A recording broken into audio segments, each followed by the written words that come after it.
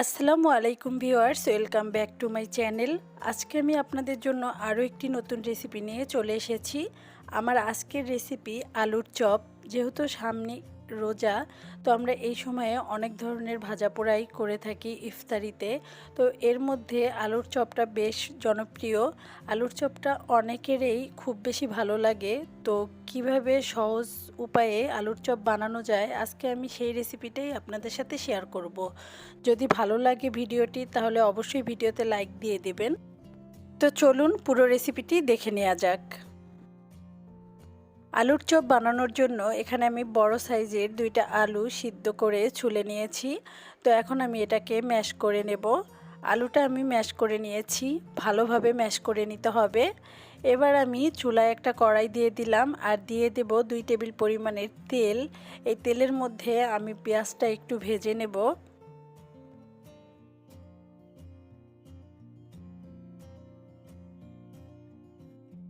পেঁয়াজটা একটু নরম হয়ে আসছে, এ পর্যায়ে আমি দিয়ে দিচ্ছি 3-4টা কাঁচামরিচের কুচি।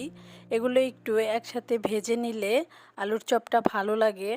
তো এই জন্য আমি এগুলো একটু ভেজে এর মধ্যে দিয়ে দেব ম্যাশ করা আলু। তেলের সাথে আলুটা একটু ভালোভাবে নেড়েচেড়ে 1 মিনিটের মতো ভেজে নেব। তো এভাবে একটু ভেজে নিলে আলুর চপটা অনেক ভালো একটা স্মেল আসে এবং খেতেও অনেক ভালো লাগে। এর ভিতরে দিয়ে দেব চাট মশলা। চাট মশলা এখানে আমি 1 চা চামচ ব্যবহার করছি। তো চাট মশলা দিলে আলুর চপটা অনেক বেশি মজার হয়। তো এখন আমি এটাকে 2 মিনিটের মতো ভেজে নেব। আলুর চপ বানানোর জন্য আলুটা একটু ভেজে নিয়েছি, এবার আমি এটাকে নামিয়ে নেব। তো এখন আমি একটা বেসনের ব্যাটার তৈরি করব, যেই বেসনের মধ্যে আমি আলুর চপটা ডুবিয়ে ভাজবো। তো এই জন্য বেসনের ব্যাটারটা তৈরি করে নিচ্ছি। এখানে আমি 1/3 কাপ পরিমাণের বেসন দিয়ে দিলাম 1/2 চা চামচ মরিচের গুঁড়ো, দিয়ে দেব 1/2 চা চামচ হলুদের গুঁড়ো। এখন দিয়ে দেব 1/2 চা চামচ বেকিং পাউডার। এটা দিলে আলুর চপটা খুব সুন্দর ফুলে। তো এখন দিয়ে দেব স্বাদ মতো লবণ। এই সব কিছু আমি একটা হ্যান্ড উইক্স দিয়ে একটু নেড়েচেড়ে মিশিয়ে নিচ্ছি। আর এখন আমি অল্প অল্প করে পানি দিয়ে একটা ব্যাটার তৈরি করব। একসাথেই সব পানি দেওয়া যাবে না, তাহলে পাতলা হয়ে যাবে। তো এজন্য এটাকে অল্প অল্প পানি দিয়ে মিশিয়ে নিতে হবে। ঘন একটা ব্যাটার তৈরি করতে হবে, যেন এটা আলুর চপ বানানোর সময় আলুর গায়ে যেন লেগে থাকে।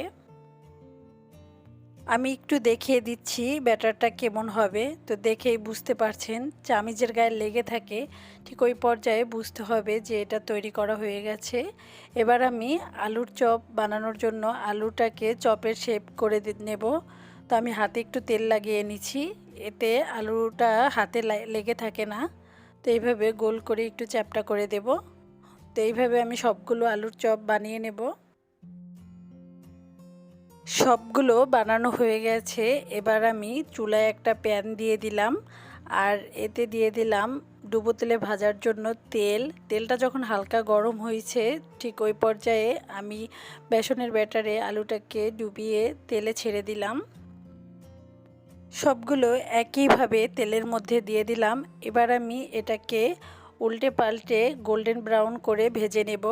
তো এটাকে বেশি উল্টানো যাবে না, এটা যখন এক পাশ হয়ে যাবে ঠিক ওই পর্যায়ে উল্টিয়ে দিতে হবে। তো এভাবে আমি গোল্ডেন কালার করে ভেজে নেব।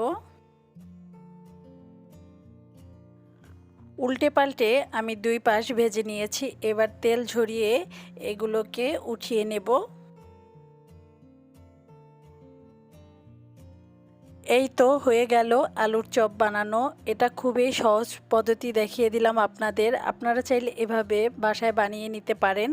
যেহেতু রমজান মাসে আমাদের তেমন একটা ভালো লাগে না, তো ওই সময় আপনারা যত সহজে কাজগুলো করতে পারবেন ততই ভালো লাগবে।